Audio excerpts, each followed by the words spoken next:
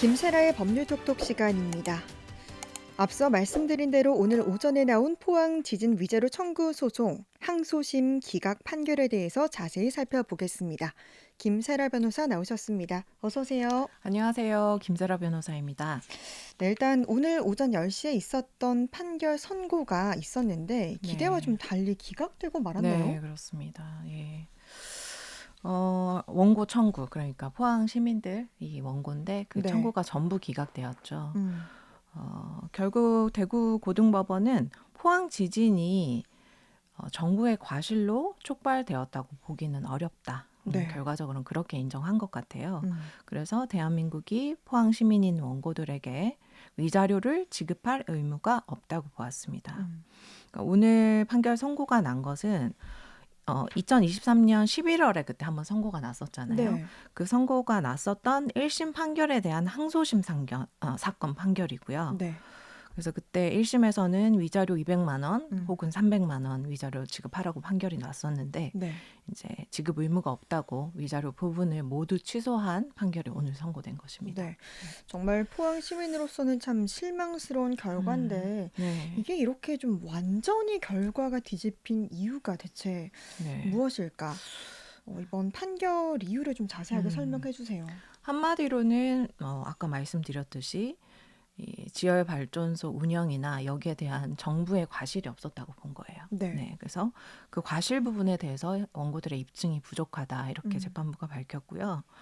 뭐 지진에 관해서는 다양한 시각이 존재하는데 어쨌든 과실을 인정할 만한 충분한 자료가 없다 이렇게 네. 요약될 수 있고 조금 어떻게 과실이 없다고 인정했는지 자세히 좀 알려드리면 네. 기본적으로 법원은 일단 민사 분쟁에서 요구되는 인과관계는 의학적, 자연과학적 인과관계가 아니라 사회적, 법적 인과관계가 인정돼야 된다. 음, 그래서 그 사회적, 법적 인과관계가 인정되지 않으면 위자료 지급 의무가 없다. 이렇게 하는 것이 전제된다고 본 것이고, 네.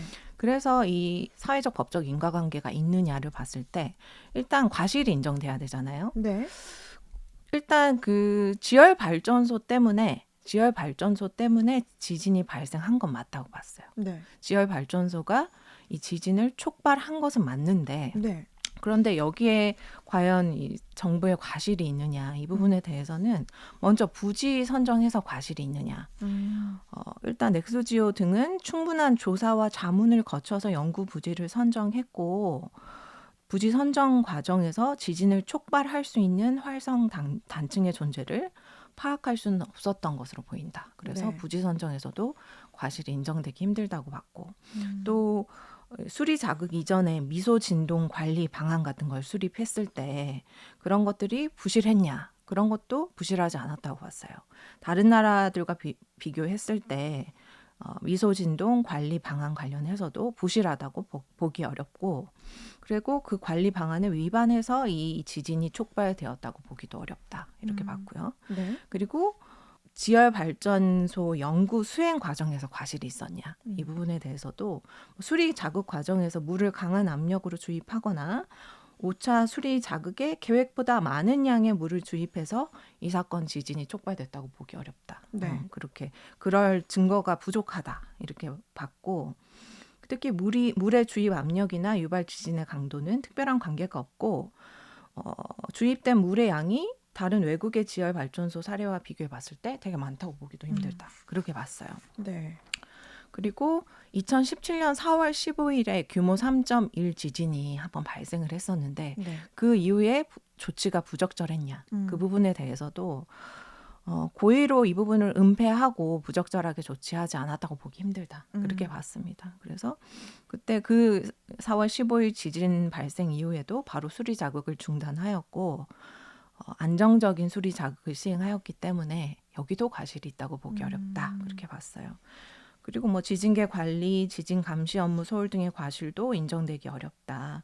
등의 이유로 결국 음, 법적 사회적인 과실이 없고 법적 사회적인 인과관계가 인정되기 어렵다. 음. 그렇게 인정한 것으로 보입니다. 그렇군요. 네, 그 위자료를 지급하려고 했던 2023년 이제 네. 11월에 판결 선고 이후에 음. 또 작년 2월까지는 또 포항 시민들이 소송 접수를 대규모로 했었잖아요. 네네. 그럼 이번에 난 판결은 그때 소송 접수했던 사건에 대한 건 아닌 거죠? 아니죠. 작년 2월까지 굉장히 대규모로 했었잖아요. 맞아요. 저도 했었고 네. 링컨님도 하셨을 텐데 네. 그 사건은 아직 포항 법원 1심 법원에 있어요. 네. 그러니까 오늘 선고된 거는 선행소송. 음. 제일 처음에 포항 시민 111명이 제기했던 선행소송에 대한 항소심 판결이고요. 네. 그래서 일단 2023년 11월 16일에 한번 판결의 선고가 났었거든요. 위자료 네. 지급하라고 정부가. 그래서 이제 이 1심 판결이 나니까 그때 많은 포항 시민분들이 소송 접수를 했었잖아요. 네. 그리고 포항의 변호사와 법무법인들도 대부분 이 지진 소송을 접수해서 수행을 했었고요. 네. 거의 뭐 대부분의 그 당시 지진을 겪었던 포항 시민들이 접수한 걸로 알려져 있어요. 네네. 45만 명 이상 그렇죠. 접수했다고 하더라고요. 근데 이 접수한 소송들은 이제 요 2심 판결 어떻게 나나 기다리기 위해서 상급시 법원이니까요. 네. 기다리기 위해서 지금 기다리고 있는 중이에요. 포항 네. 법원에 계류 중에 있고 음.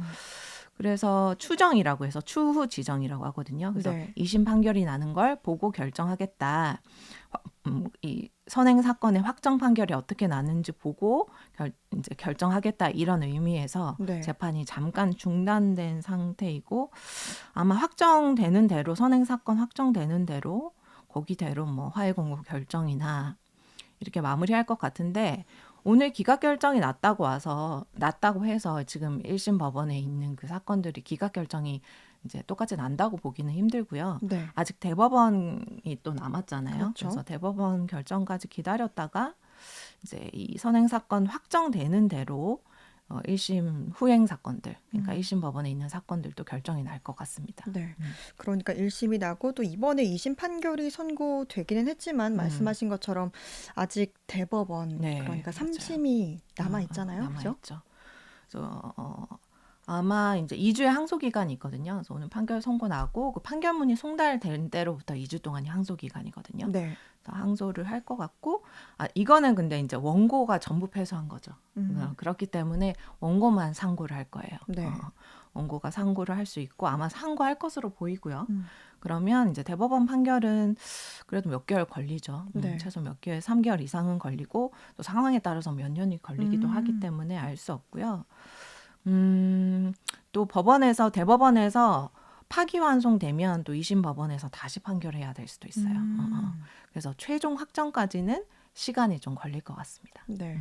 근데 지금 이렇게 1심과 2심 굉장히 다르게 났는데 네. 그러면 대법원에서 또 이게 바뀔 가능성이 있을지 참 이번 결과가 너무 아쉬워서 네. 바뀔 가능성이 있을지 궁금합니다. 그렇죠. 가능성은 있습니다. 대법원은 사실 법률심 법원이라고 해서 사실 네. 판단은 1심, 2심에서 끝내야 되고 음. 그걸 그대로 인정하고 법률적인 판단만 하거든요. 네. 근데 어쨌든 이 부분은 인과관계, 과실 이런 부분은 법률적인 판단일 수도 있을 것 같아요. 그래서 네.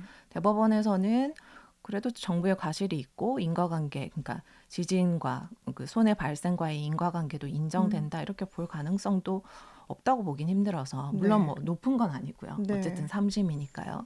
그래서 어쨌든 가능성은 있기 때문에 조금 기다려 볼 필요는 있을 것 같아요. 네. 그리고 정말 우리 모두가 또 관심을 갖고 지켜봐야 할 그런 사안인 것 같습니다. 네.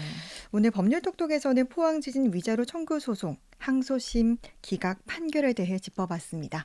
김세라 변호사와 함께했습니다. 고맙습니다. 감사합니다.